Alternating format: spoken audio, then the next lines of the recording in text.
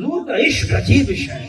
حضور سے عشق، حضور کی محبت، حضور کا ذکر، یہ کمال طاقت ہے. اس کے طاقت کا اندازہ اس سے لگا لو، جو بھی میں نے 1500 سال کی بات کی، آپ اس سے اندازہ لگائیں کسی آدمی کو جتنا، ایک عام آدمی، کوئی بڑے سے بڑا محقق ہو، اسکالر ہو، کوئی بہت بڑا سائنسدان ہو، کوئی بہت بڑا نامور آدمی ہو، جتنا عرصہ دور ہوتا جائے گا لوگ اس کو بھولتے جائیں گے، لوگ اس سے اب انگیج نہیں ہوں گے. تو گزر گیا، کام کر لیا، اب کون جانے.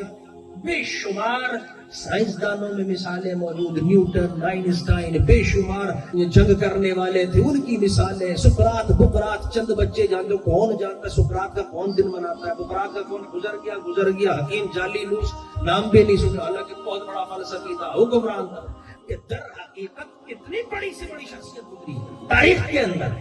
لیکن جتنا وقت ہمارا اس کا دور ہوتا جائے گا، سال زیادہ گزرتے جائیں گے، اس آدمی کی شخصیت، اس کی عظمت، اس کا کارنامہ، اس کے کام بھولتا جاتا ہے. انسان یہ فطرت ہے، تاریخ کا حصہ ہے، محو ہو جاتا ہے، حتیٰ کہ اس کا نام تک بھی انسان بھولنے لگتا ہے. کون؟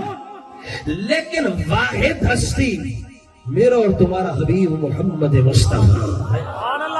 کمال یہ کہ جتنا دن دور ہوتے جا رہے، 100 سال گزرے، پھر 200 سال، پھر 300 سال، 400، 500، 600، 700، 800، 900، 1000، آج 1500.